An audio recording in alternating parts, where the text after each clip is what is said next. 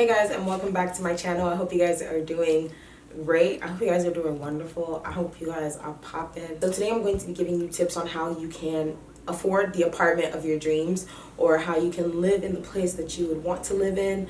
I know a lot of you guys have seen my apartment tour, and if you haven't, I will leave it down in the description bar below so you guys can check it out. And that was actually my old apartment. I've actually moved since then. I want to give you tips on how you can afford the apartment or your dreams, or how to save up for an apartment. So if you want to know how you can be able to afford the place that you want to live in, make sure you keep watching.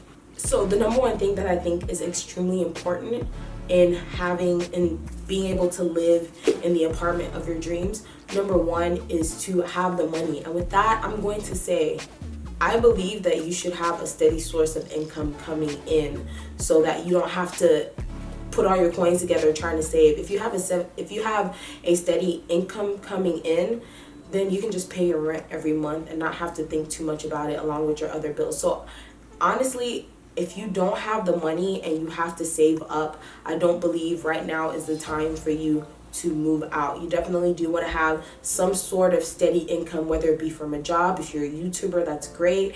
If you have an inheritance from your parents, that's great. If your parents gonna pay your rent, that's great. Just make sure you have a steady source of income coming in. I don't mean to like come after people that have saved up to move out.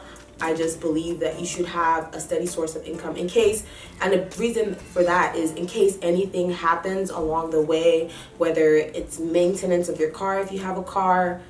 You know, like, okay, for example, saving up for a car is different from saving up for an apartment. An apartment is a recurring expense. You have to pay the same amount every month, and then your utilities is included, right?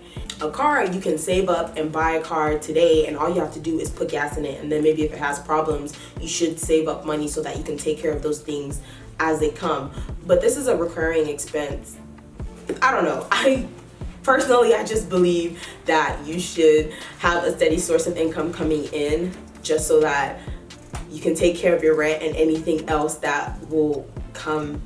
My second tip is to live within your means. So if you're earning $2,000 a month, don't get a $1,800 a month apartment and you only have $200 left. And if that's the only income you're getting, then you're just gonna be living off of $200. You gotta buy gas if you got a car, you gotta buy groceries because you gonna eat. Make sure you find an apartment within your means, live within your means.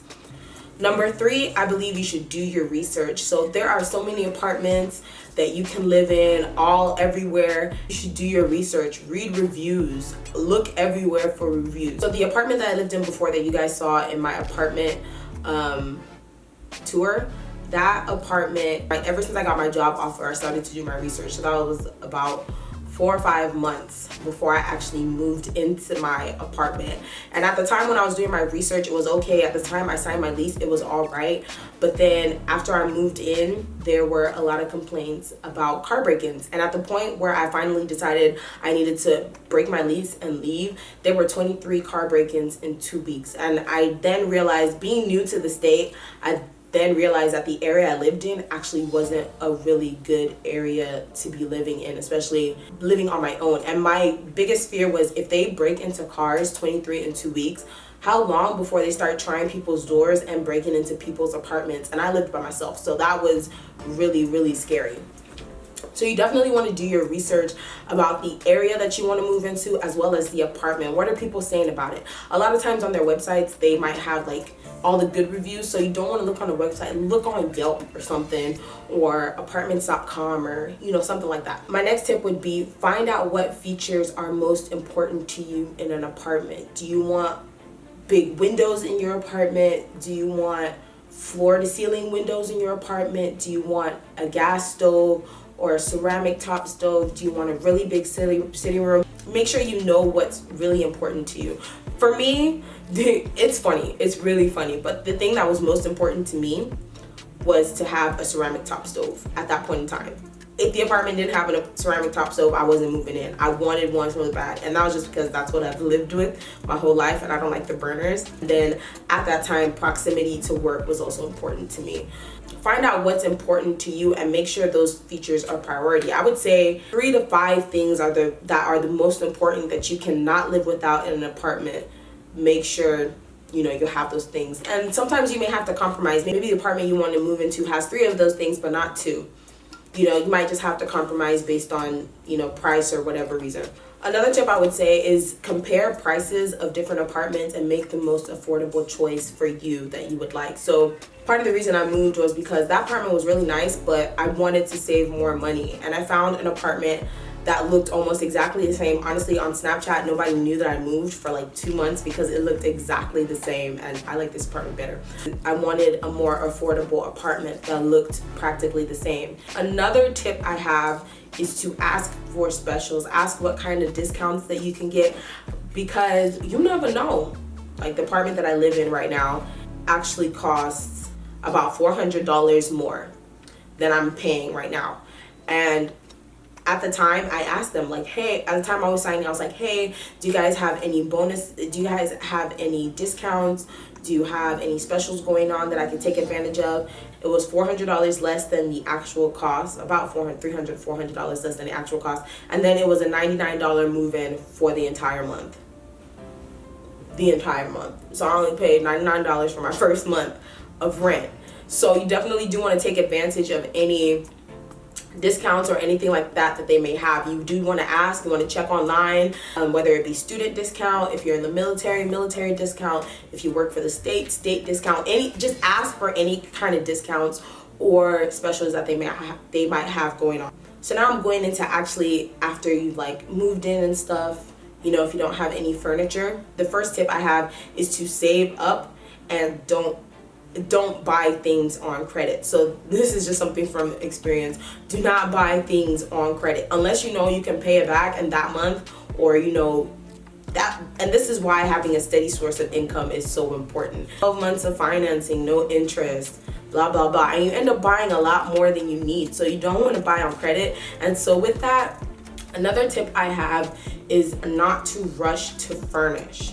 When you rush to furnish, you're more likely to take out credit cards or be in debt because you want to furnish your apartment. And that's just from experience. Let me just tell you, what was going on with me. Like, I was rushing to furnish and I ended up with credit card bill every month. So that's not something I want you people to.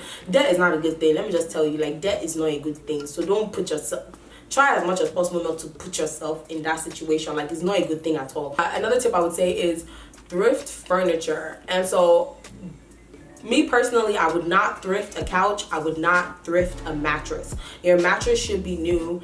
That's just for me though. I would never buy a used mattress, and I would never buy a used couch, and that's just for sanitary reasons. If it's a table, I'm gonna thrift that and I'm gonna make it my own. If it's a chair, I'm gonna thrift that and I'm gonna make it my own. You know what I'm saying? So those are things that you want to put into like consideration. I don't know, maybe it's because I'm a DIY person, but you will save so much money thrifting furniture. Like my friend Mary Day, I'll leave her channel down below. She got 2 Alex drawers at two of those tall Alex drawers at the thrift store for like $75 each. And you guys know that they are double the price. So she got 2 for the price of 1. Thrifting furniture, ain't nothing bad with thrifting. Another tip would be to DIY a lot of things. So I decided I didn't want to spend too much money on decorations and wall hangings. So what I did was I actually DIY'd a lot of things. And I'm actually going to do a DIY wall hanging video one of these days, so stay tuned for that. But I DIY'd a lot of things. I DIY'd a desk. A video on that will be up soon. I just revamped it so that it would match the decor that I wanted in my house. My garage sales, bro, I'll just be driving by and somebody have a garage sale. Shoot, I'm gonna buy something. Like, those are just things that you want to put into consideration. I like stuff from Z Gallery and West Elm and stuff, but half of that stuff is overpriced. So if I can find a way to like thrift or to revamp something to make it look like that, shoot, I'm gonna do it. Also, there are various ways that you can save money, just like cutting costs here and there. Definitely not buying everything you need at once would be a really big tip for me. I rushed to buy a lot of things at once when I could have just, you know, taken my time over time and saved up for things, so I wouldn't have had to like take money out for things or take cards out for things. Yeah, those are basically all my tips on how to be able to live in the apartment of your dreams, or how to be able to afford the apartment of your dreams. I hope these tips were helpful, and I hope you guys enjoyed this video. Make sure to follow me on all my social media, and I will see you guys in my next video. Thank you and God bless. Bye.